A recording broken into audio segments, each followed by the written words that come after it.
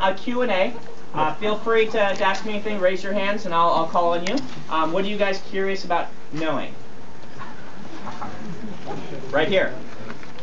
So right if I go all the way to the midnight? Oh, let's keep the questions to be non-spoilers for Towers of Midnight or Gathering Storm. When you come through the line to talk to me, you can ask questions then, and you can ask spoiler questions then.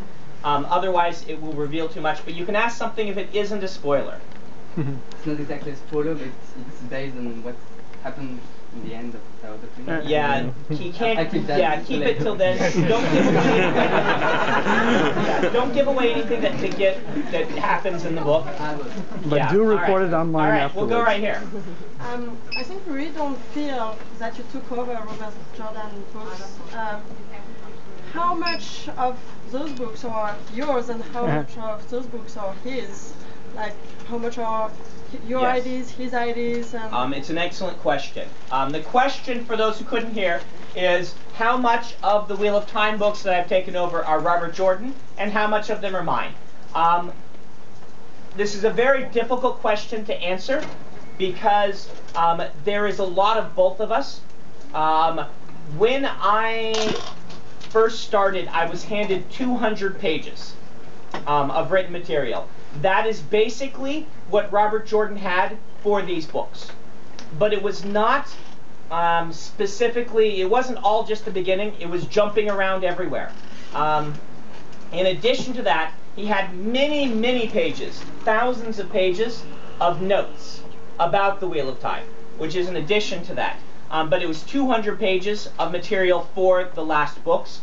That's not exactly indicative, however, because some of those pages would be a paragraph or two that represented a scene where he told me, this scene needs to happen, it happens in this way, and I therefore had to expand it.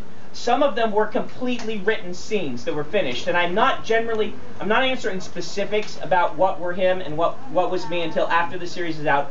But for instance, in Gathering Storm, the very first scene was one of Robert Jordan's.